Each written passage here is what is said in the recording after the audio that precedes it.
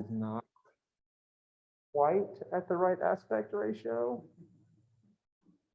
All right, but we'll see if that should work. That should work. Okay, let's see. Oh,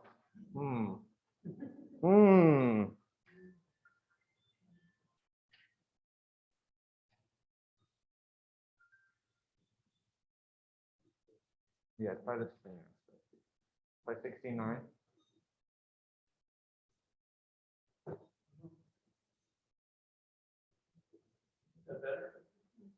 A little bit. Let me see. Let me see if I can help with this.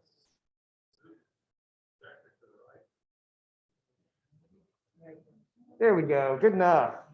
All right.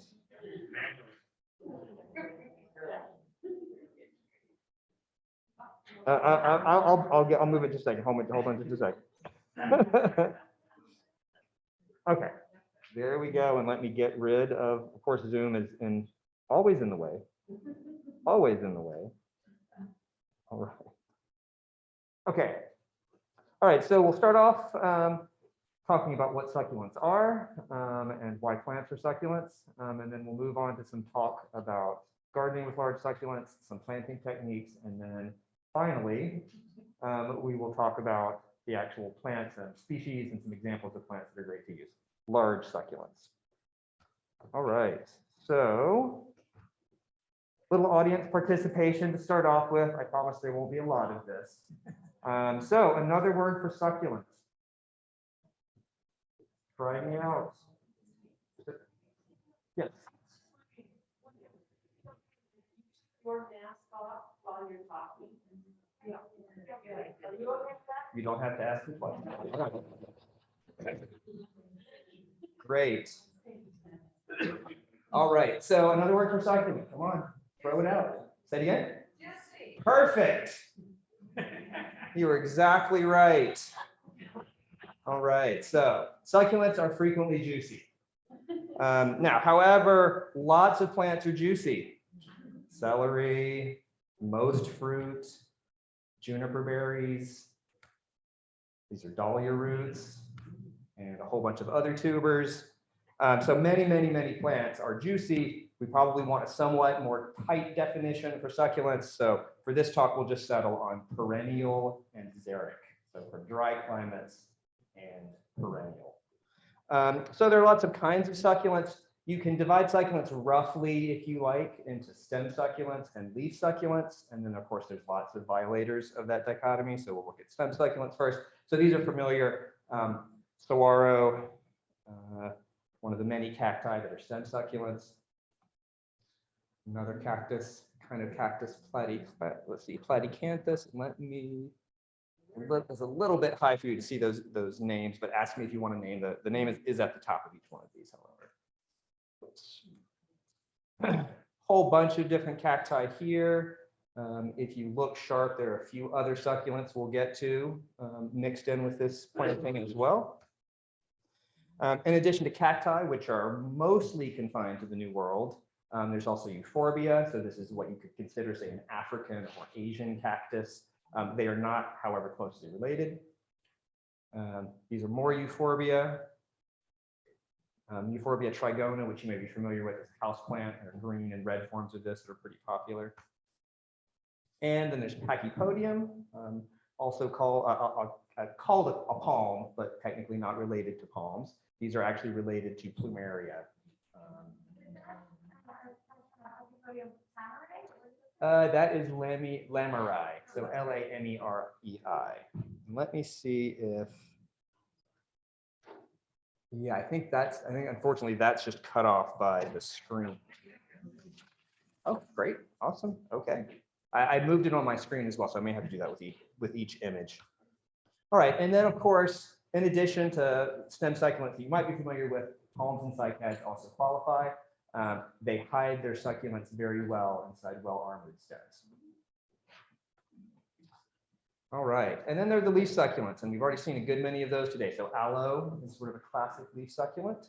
This is Aloe perfoliata. This is Aloe arborescens, which we saw previously. Looks like maybe a little bit different strain of it than the one that we have here, but close enough. And then there are the wonderful agaves. These are native to the New World. This is agave Victoria reginae, Kipp macroacantha. In addition to the sort of rosette leaf succulents, there are also many kalanchoa. Let me bring that down a little bit so you can see it. All right. So this is Kalanchoa bejarensis. You frequently find this for sale in succulent nurseries. You can find this at Home Depot pretty frequently. Often it's tiny, starts out, you'll buy a 2-inch pot. This can grow to be a tree. All right, and then of course there's some other relatives of kalanchoas. This is a cotyledon biculata.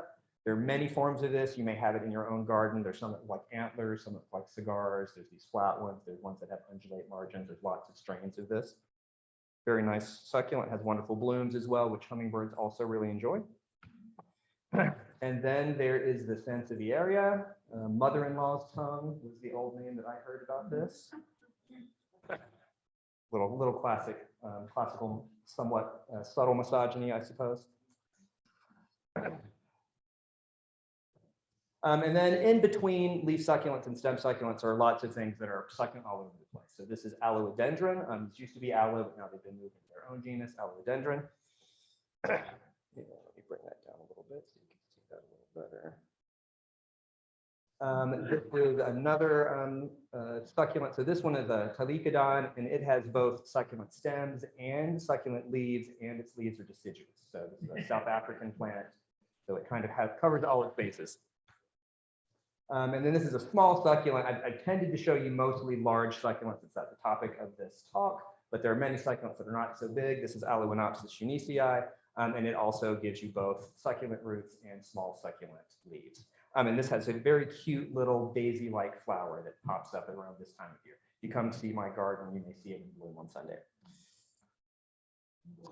And then finally, one of my favorites, this is a euphorbia. This is a medusoid euphorbia. There are many medusoid euphorbias. I have some of these in my yard as well. And so this is another example of one where there aren't really any leaves to be seen, though if you were to look closely, there are leaves at the tips of each of these arms. And it is both sort of a stem succulent, a branch succulent, a leaf succulent, and a flower succulent. All right. So why are plants succulent? So obviously the first answer is usually they live in deserts, but that is not really necessarily the case at all. So epiphytes, for instance, this is Peperomia prostrata. This is from a rainforest, so not a desert at all. It is an epiphyte, however, and so it has to deal with the fact that the water that does flow very frequently across it through its substrate disappears very quickly as well. Hoya, a milkweed relative, also from tropical and jungle locations. And then here are the ripsalid cacti. So the ripsalids are very interesting. They're epiphytic cacti. You find them growing in trees and on rocks. They are also the only cactus that has made it naturally out of the New World. So you can find this also in Africa. I believe it's also in Sri Lanka. So it has a really pan-tropical distribution, most likely because it frequently has sticky berries and seeds, and so birds have been able to spread this around the world. All right, rapidly draining substrate. So epiphytes are one example of that. There are others. Sand is a great one. So this is an opuntia here, Opuntia drummondii. This opuntia is from back east in Alabama, where I grew up. It grows at the beaches. You have to be careful if you're walking through intact dune habitat. There's not a lot of that left, but if you are walking through intact dune habitat barefoot, you can easily find one of these embedded into your foot. Here we have a sedum. This is a sedum from back east as well. These are just examples of succulents that are in very wet climates. This one is native to Alabama, a place that gets, close to 10 times as much rain as we do here. And nevertheless, in these in certain spots, you still need succulents as a plant, and this is one of those. This is a native sedum here to California. And here is another euphorbia. So this is a Euphorbia canariensis, so the Canary Island euphorbia, and this is growing on lava fields. So another example of an island that gets fairly frequent rain. In this spot, it probably gets fairly heavy nightly fog, but because the substrate can't hold on to water, this is a plant that also needs to be succulent. And there are a couple of other reasons. A really familiar good example is Sarcocornea. So this is a marsh plant. And it is succulent not because it doesn't have enough water, it grows in a marsh, and not necessarily even because the water that it grows in tends to be salty, or rather it is because it's salty, but not because it wants to soak up the salty water, but it makes itself succulent so that then it can take in salt water and then concentrate the salt in certain parts of the plant that it then discards. So here's an example. The red parts of the plant here that you see are the areas where it has sequestered higher salt content, and it will basically let those parts of the plant decay or die to remove the salt. Yeah, the thickleweed. Yeah, yeah. So Salicornia is the old genus, and recently they segregated the western species into Sarcocornea. Yep. All right. So in addition to succulents, it's not always because you actually necessarily need to save water. Stems are also tougher than leaves. So there are a variety of circumstances why a plant might want to be fat instead of leafy. So since stems can photosynthesize just fine without needing leaves, many of the acacias that someone mentioned earlier, they have in fact done away with their leaves mostly altogether. Many acacia, when they're young, have small feathery leaves, and as they get older, they develop what are called phyllodes, which are small branches that have expanded laterally into leaf-like organs, but they're not leaves, they're actually just flat, wide branches. Heat and insulation and wind scour are another good reason not to have leaves. If leaves get too hot, they can't photosynthesize.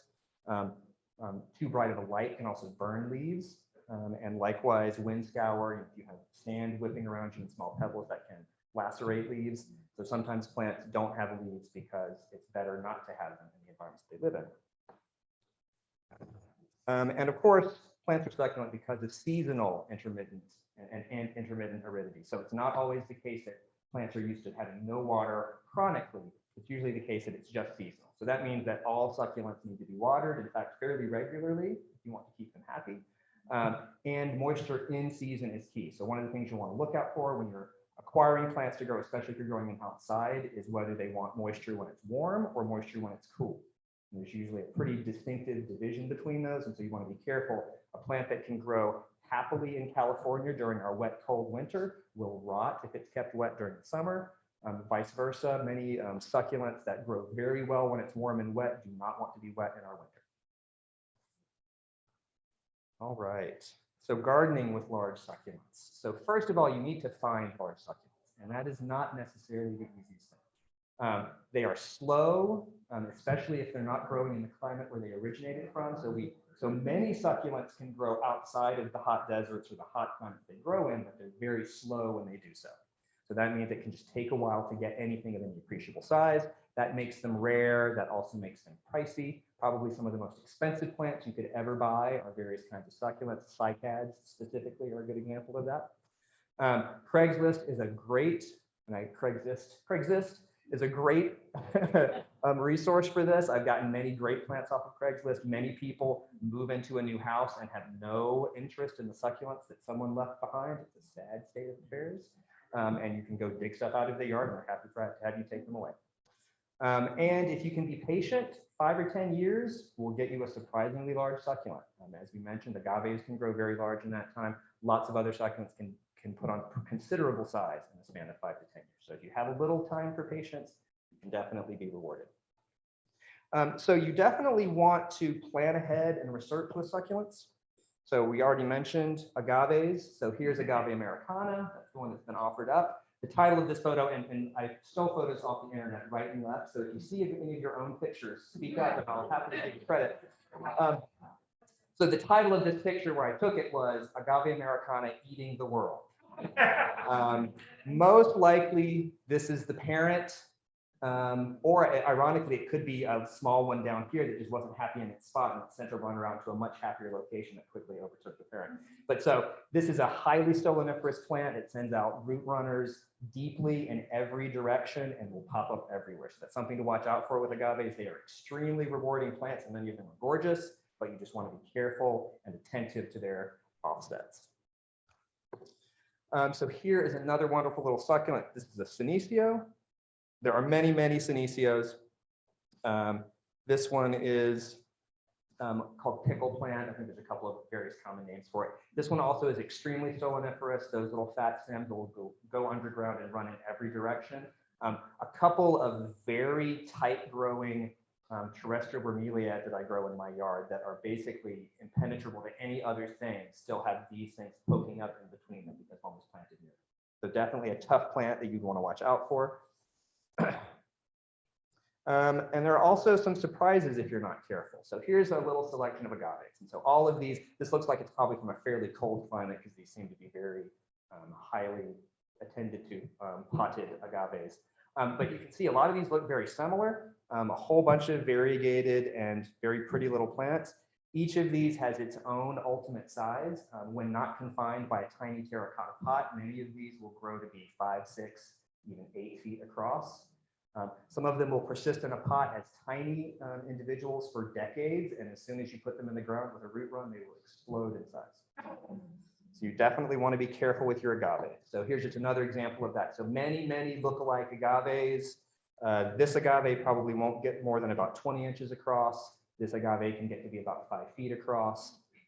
This one will spend years at a couple of inches and then explode to a 3 or 4 foot across agave. There's lots of variation in agave, so just be careful when you get agave. Also, something you can't necessarily trust are the agave size estimations on the pots. Frequently, those are based on people having grown them in pots forever or having grown them, in a climate that wasn't suited to them. Once they're happy, many of them will get to be twice the size that you'll see on the pot. All right. You want to be careful about plants that grow fast versus plants that go slow. When we talk about more species towards the end of the talk, I'll mention some of the speed of those, but you definitely want to be aware of the fact that many succulents that you buy all in the same place in the nursery will grow at vastly different speeds. And so you want to account for that. Allowing space is definitely important. So here's an image of my garden when it was fresh and new about 12 years ago. Of particular note here, so here's an agave perii, and this is another little agave that is a variegated cultivar. Here's a nice little euphorbia right here. This is another leaf succulent called hectia, which is a terrestrial bromeliad, and here are some barrel cactus. And about 5 years later is the same spot, not quite the same angle, but as you can see, the agaves have both grown much larger. The hectia has gotten rather huge. And the cacti have also grown, including this euphorbia and this euphorbia. Both of them increased in size significantly. And this is just a little close-up to show the poor little echeveria tucked in there. And so if we hop back, you can see that this echeveria started here, well down with plenty of space, and has now been squeezed and is about 6 inches long from where it originally was as it sort of moved out. And in fact, somewhere in my garden still today, I moved this eventually because it had no room left. This plant still exists as one of the little echeverias in the yard. All right. So yeah, so basically succulents are going to tend to grow wider much, much faster than they grow taller. So that's something to also account for. All right, so planting techniques with larger succulents. And many of these suggestions are not just about large succulents, they're about succulents of any size.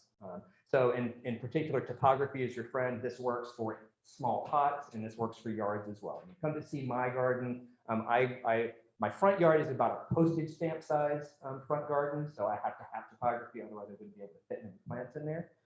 So you can definitely get more plants in less area with topography. Here's a wonderful old photo of a botanical garden. I think this is the botanical garden in Monaco, but I'm not certain about that. Some very interesting plants here. We can see our good friend Kalankawa in the front. Here's an Aluwadia right in the very foreground of the image. This is a little inset image from my garden, just showing the topography on a small scale. So this is a little tiny strip in between my driveway and my steps, about 1.5 feet wide. Actually, no, it's about 1 foot wide, but with stacking of rocks on top of each other, I got a lot more plants in there than would fit if I just planted them flat on the ground. Here's another image. So this is from earlier this year, actually earlier last year, during my COVID project renovation. So this was me redoing the whole front yard, digging lots of things out and moving them around. The important thing to notice here is just the top of my mound here has got a lot of prickly things. So this is a large cycad here that's got 3 needle sharp prickles on every one of its leaves.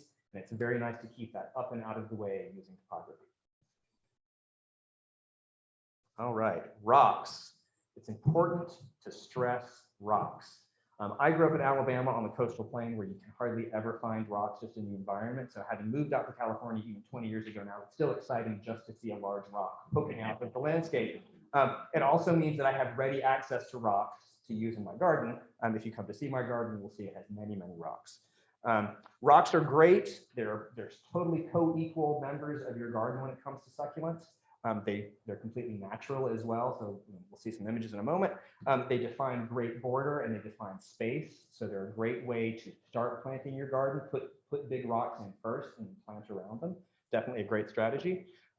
I highly recommend finding one source for your rocks from gravel all the way up to boulders if you can. It will look very natural. It's a great way of very quickly making the yard look like it's very well put together because all of the rocks look as if they eroded out of the same cliff just out of view. And you want rocks to have the same size range as your plants. So this is some natural images here in Baja.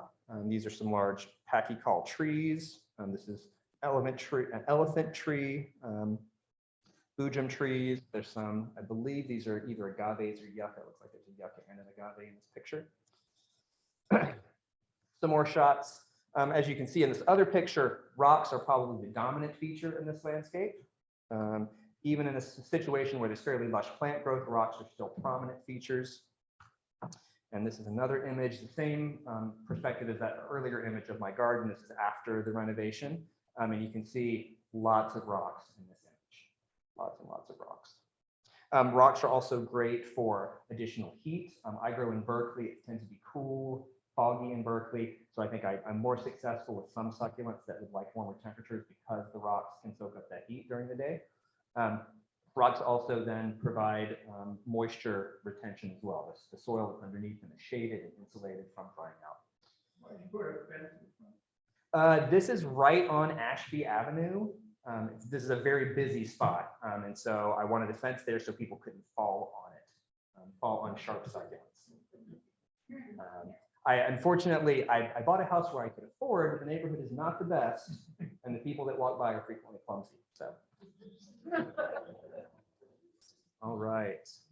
And so massing and swales are a pretty classic way of working with succulents. Many plants, in fact, lots of bedding plants work the same way. So working with all similar sized plants, they do very painterly effects. You can kind of have these sweeps of color and texture across the landscape. And if you work with more shapes, more sizes, and you get more naturalistic groupings. One nice thing about agave here, this is agave colorata, agave gives you that for free because they tend to offset. So if you start off with a large plant, fairly soon you'll have a little family of various sizes mixed around it. So definitely another alternative to mass planting. Here is a wonderful example of the Huntington Garden. And these are, another just a sweep of lots of different sizes. Ironically, this is an example of a garden that probably hasn't been updated in decades. Once upon a time, this garden probably did have tiny barrel cacti and very large barrel cacti. Now this garden has sort of matured into lots of large specimens as opposed to anything very small. I imagine this is a maintenance thing as well, because if you have tiny plants scattered around here, it's a lot harder to weed around these cacti.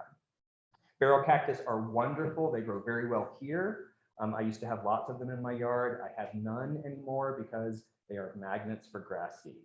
And they're so well armored that the grass can't be extracted. So you end up with a halo of grass growing around the bases of your barrel cacti. Wonderful in containers where you can more easily control grass and stuff like that. All right. So now we can talk about actual large succulents. So cacti are a great example. So this is a cardone, candelabra cactus. There are various common names for it. Yes, this is a huge cactus. This is the largest species in the world, and this is not the largest example of one of these. They can get to be about twice as wide as the one you see here. And you can also see that this landscape does not look like a desert. The trees don't have any leaves right now, but this is a very thick landscape. And so this is down in Mexico, so there's lots of rain here. It's just highly seasonal.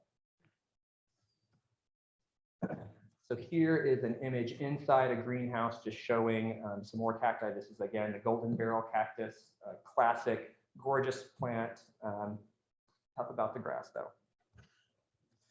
Another wonderful cactus. So these are some of the turban cactus. So this is an interesting cactus.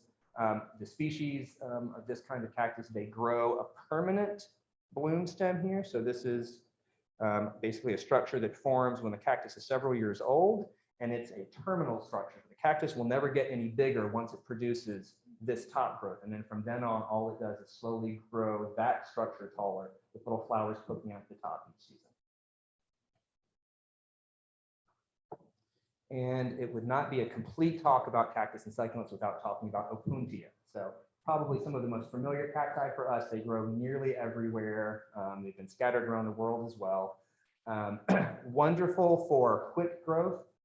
They have edible fruit, which can be quite tasty.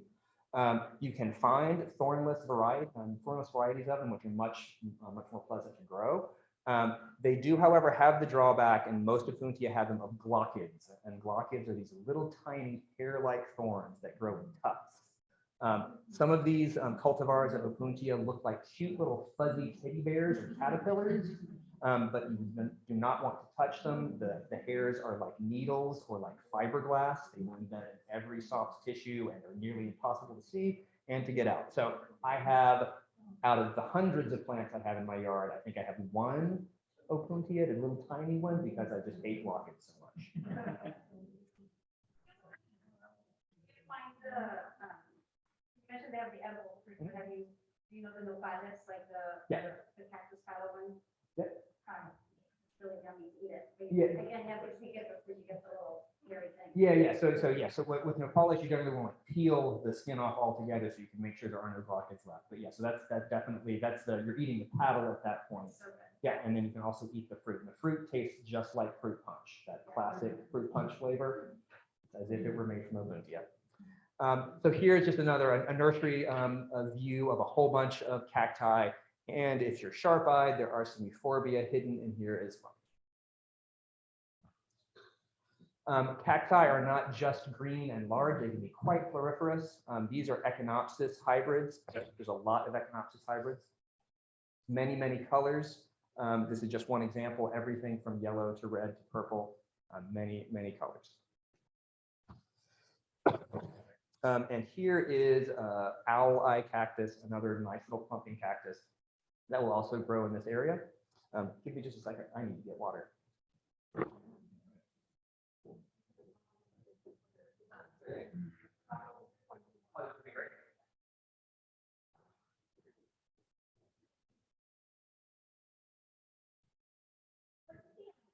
Mommy.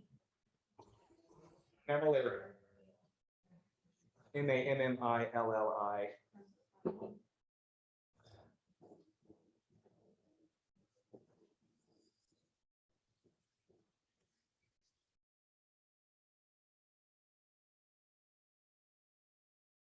All right, so from the New World, where cacti are native, we can move into Africa and Asia, where euphorbia take over that role. So this is Euphorbia ingens. So this is the candelabra euphorbia. That's a large tree-sized euphorbia. And this one's a very fast-growing euphorbia as well. You may be familiar with the variegated version of that. There are lots of different sort of flavors of this variegation. White, completely white. There are ones that are streaked with green and white. This is Euphorbia resnifera. This is from Morocco. It will grow a large clump and expand and expand and expand and expand. Easily the size of a car or larger. It can take over a landscape. This is another Euphorbia species, so a little bit more with some more armor on the branches.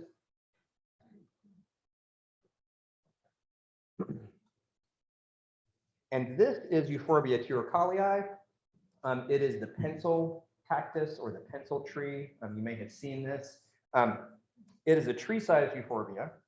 Frequently, it's sold as a tiny house plant. It can be a surprise if you plant it in the ground and it quickly takes over. All right, so moving on from euphorbia, there are the aloes. So aloes are a great choice for the Bay Area. The mildness of our climate lets you grow many of them. As was already mentioned, lots of them bloom in the wintertime, so they have wonderful color. This is Aloe ferox. This one can get to be slowly over time as much as 10 feet tall and about 2 or 3 feet wide when it's at mature size of the leaves. This is the wonderful Kumara plicatilus. It used to be Aloe plicatilus, but has recently been segregated. It is a wonderful plant. In its natural habitat in South Africa, it tends to be a much thinner and taller tree form. Here in the Bay Area, I believe it's probably too cool and too wet for it, so it tends to just swell and get wider and wider and wider without getting much height. And eventually, every old plant I've seen of this, unfortunately, splits at the trunk because it finally gets so wide that it loses stability and branches start kind of falling out and taking hunks of the trunk with them. So it's definitely something, if you keep it pruned, you can keep it to a better shape, but it's wonderful no matter what you do with it. It's a really interesting, very distinctive shape. Here are some mouth-watering images of Aloedendron dichotomum and habitat. So this is a South African aloe. This is a quiver tree is another name of it. It is a very large tree, one of the only tree-sized plants that grows in its habitat, extremely dry area in South Africa. This you can grow here in the Bay Area. It likes more heat than you can frequently provide unless you live in one of the warmer climates around here, and it doesn't like the blend of extra cold and wet in the winter. So if you're going to lose this plant, you probably will lose it in the winter as opposed to any other time. Here is Aloe hercules. This is an Aloedendron hercules. So this is a hybrid Aloedendron. Very large, very, very fast growing. This one can put 2 or 3 feet a year on once it's happy. You can see here, this one is probably growing, if I had to guess, in a coastal area where there's just enough fog that it gets condensation on the branches, and these are actually aerial roots that are attempting to form along the trunk. And no talk of large succulents would be complete without talking about agave as well. So this is agave. This is another agave perii cluster. And these are blooming. And as was mentioned before, they are monocarpic, so they will die after they bloom. Some of them will produce offsets on their bloom stems. This is not one of those, but this one will produce heavy offsets all at the base of the plant and has throughout its life. So in all likelihood, 1 or 2 of these plants is all they started with, and it has offset, prolifically since then. These are all likely offsets. And this is the wonderful agave attenuata. So this is a very soft agave. It's a pretty safe one that you can plant as just a regular landscaping addition. It's very popular here in California. Also monocarpic, so you can see these have put off their enormous bloom stems that are 15 to 20 feet long and tend to fall over just like this in a nice little elbow, covered with many thousands of tiny, tiny flowers, all dripping nectar down. It's a shame when you actually see these bloom because most wildlife doesn't take advantage of all of that sugar and energy. This is a fast, long-lived and fast, I would say. So this one, it can live 15 or 20 years. It grows very quickly.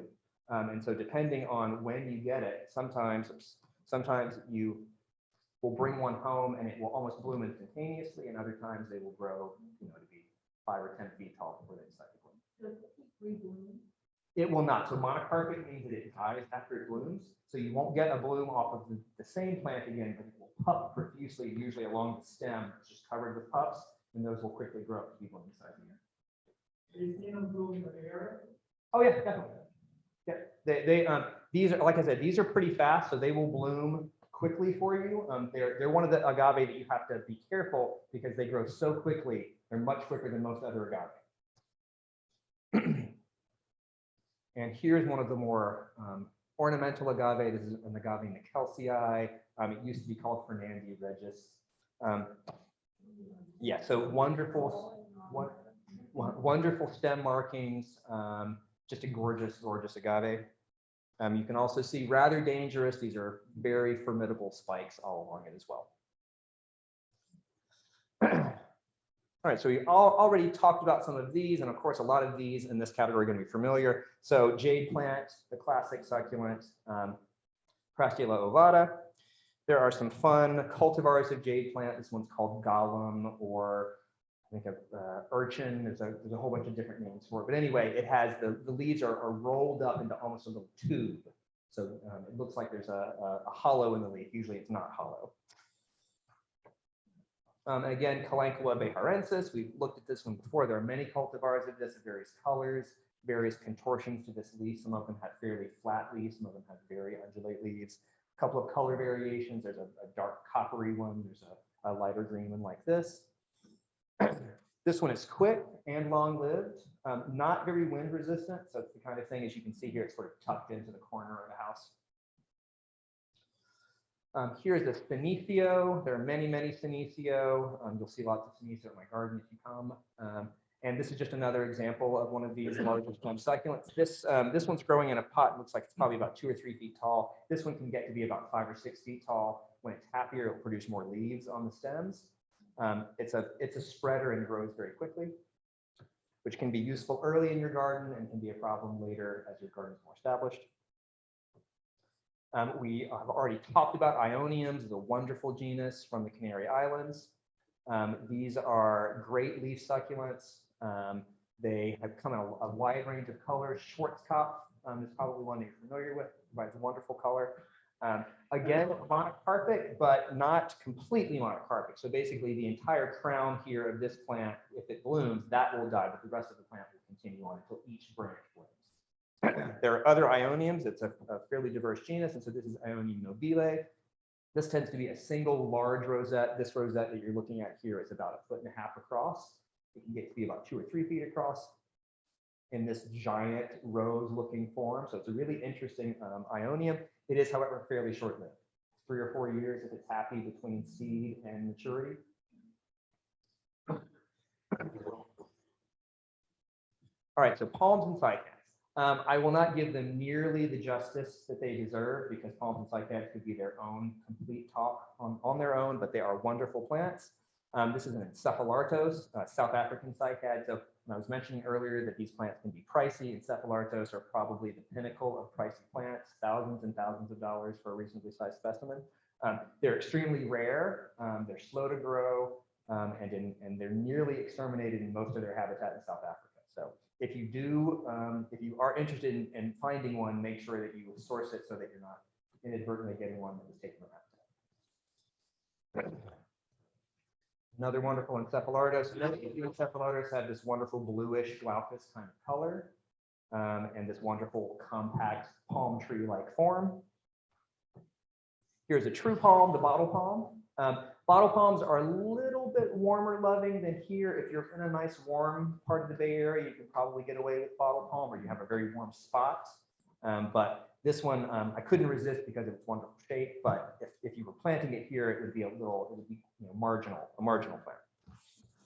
And here's the wonderful ponytail palm. So this is a Bocarnia. This is a Mexican native, and it will create this enormous tuber that will just get bigger and bigger and bigger over time. Definitely something you want to be careful with in siting, because obviously this could break a retaining wall or smush anything that was near it. And here is a wonderful Dracaena. This is Dracaena draco, the dragon blood tree. Dracaena as a genus is distributed in arid, sort of semi-tropical and tropical areas all around the world. And many of them have this wonderful large form like this. This tree is probably decades and decades old. They're not especially fast. They eventually, when they get to be a size like this, they can grow fairly quickly because they've got lots of growth points, but they're slow. In the Bay Area, they're fairly marginal. Years ago, I think somebody must have started growing them cheaply because I saw them as popular planting in landscaping for a couple of years, but none of those have persisted well. So I think it's just not quite warm enough perhaps, or wet enough in the Bay Area for them to be happy. They're much more frequent in Southern California.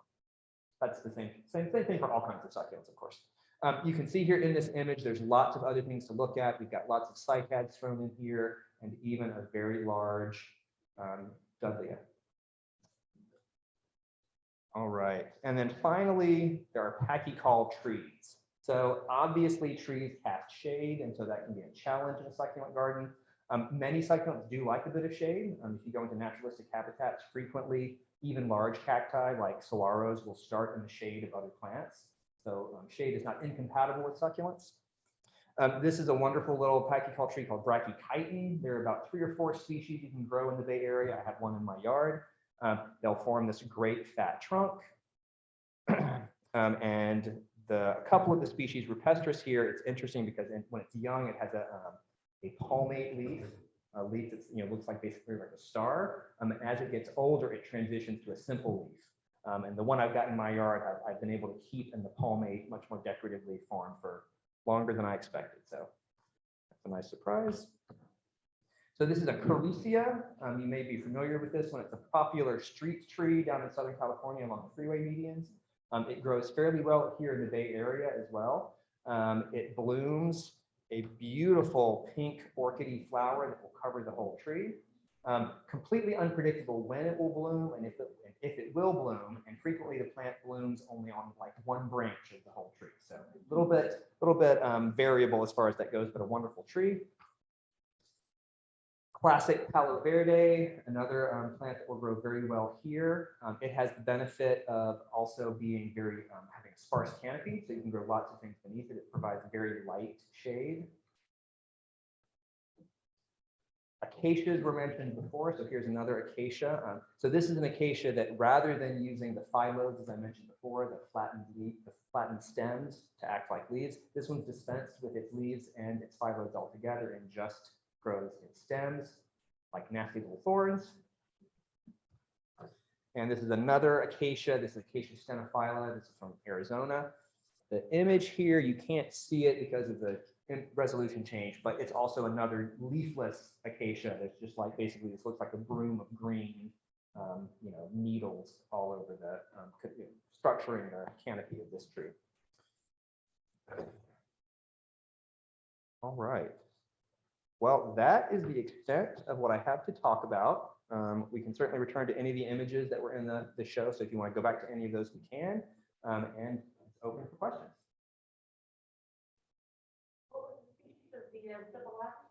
Encephalotus, so there are many Encephalotus. Let me bring, all right, so this is Encephalotus horridus.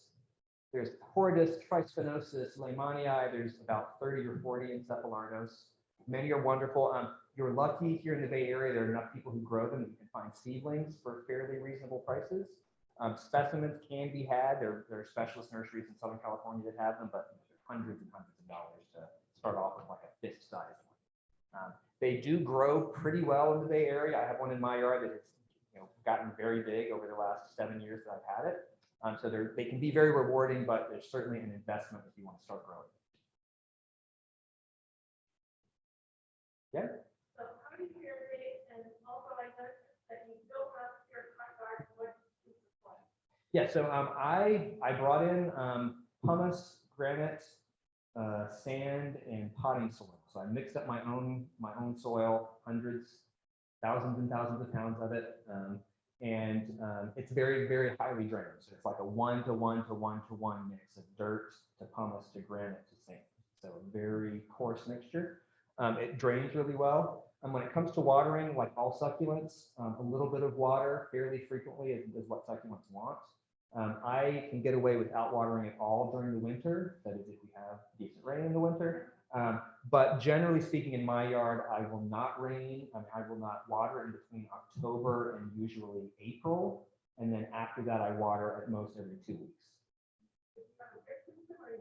I do it by hand because I have a tiny, my yard is smaller than this. My front yard is smaller than the stage, so I can do that by hand. If I had a larger yard, I'd probably think about drip system. Yeah. When you find a plant, large plant, how much roots do you take out? How do you get it out? So depending on the succulents, That can be an issue. Most succulents, however, don't invest as much in their roots as they do in their stems and in their sort of caudex, the large central organ of the plant. So frequently for agaves, the roots are yarn diameter or smaller. So there's just lots of those. All you have to do is cut through all those fibrous roots, and you can lift the whole thing out like it's a giant artichoke and take it home. For other plants, cacti, those you can usually just lop off at the ground. Wait about 2 weeks for the injury to heal, and you can plant that and it will root out from that point. So succulents are pretty easy to move for the most part. You have a challenge when you get to things like the Bocarnia, like the ponytail palms, some of those larger Dracaena, because they tend to have larger roots that end up getting disturbed, and so those can be harder to move. But generally speaking, if you find succulents on Craigslist, you probably don't have to think twice about what you do to move them. Yep. You mentioned about like when you go to see, when you're going to plant something, be sure you get the right sizes. Right. What do you use as your source? Where do you go to look that up? I So, mean, you already know it all, but yeah. Well, I certainly don't know it all. I Yeah. like agaves, for instance. I know some agaves, not all of them. There's so many of them. Yeah. So the internet is a great resource for that. Dave's Garden tends to be the place where you end up frequently when you do a search for plants and figuring out details. There's Dave's Garden. That is a it's a community-based system. I believe it requires a membership, so you can't get all the details, but it's got a pretty good freely accessible content section as well. So that's definitely a good one. Obviously, any decent succulent and cactus nursery is a good one. In Berkeley, we have the Dry Garden, which is a great resource. Down in Watsonville, there's Succulent Gardens, which is another good place. And people there will be able to give you good advice on those as well.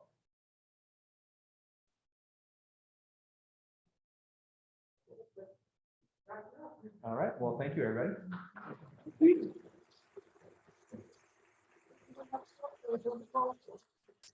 presentation. And thank you all for your patience in getting to the building and getting everything set up at the last minute here. Wonderful to see so many of you here, and hopefully we will see you all next month. And don't let all those plants on the back table go watching. Feel free to take them home with you.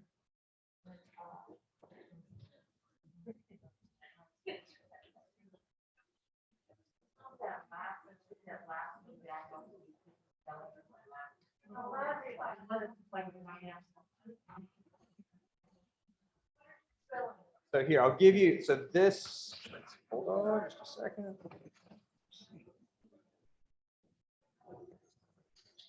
Oh, for some reason, it's not showing it. So encephalorbis, ENCEPHALARTOS,